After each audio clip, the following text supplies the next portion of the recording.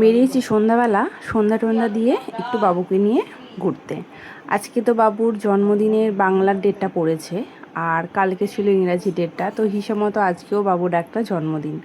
তো সেই হিসাবে বাবুকে নিয়ে একটু ঘুরলাম, আর মা বাবা তো আছে, তো তারই জন্য ডক্টর আম্বেদকর পার্কে এসেছি। আর তোমাদেরকেও দেখানো হয়নি, দেখাবো বলেছি। অনেক দিন পরে এলাম। ভীষণ সুন্দর করে সাজানো গোছানো, চারিদিকটা কিন্তু সবুজে সবুজ, ভীষণ অনেক গাছপালা। আর একটুখানি ছবি তুলে নিলাম, আর বাবু তো হনুমানের মতো লাফিয়ে লাফিয়ে যাচ্ছিল।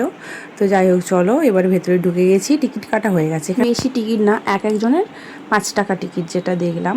আর ভীষণ ভালো।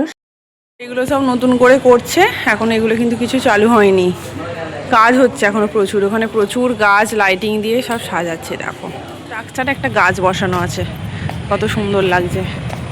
এই ব্যস্ত শহর, আর চারিদিকে সবুজে সবুজ, একদম সুন্দর।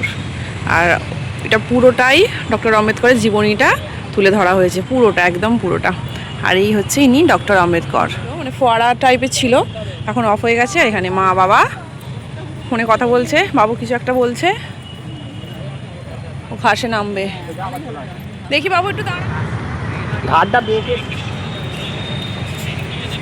ডক্টর আম্বেদকর, আর এখানে মা বাবা দাঁড়িয়ে আছে,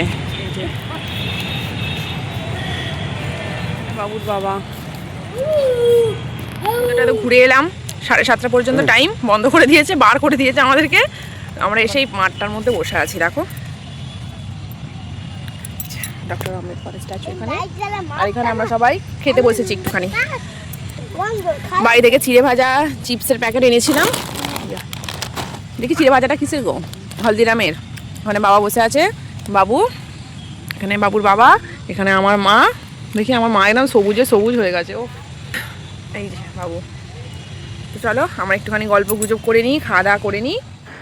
তো বেরিয়ে পড়েছি আমরা, আর এখানে হচ্ছে কাজ, হয়তো কিছুদিনের মধ্যে এটা রেডি হয়ে যাবে।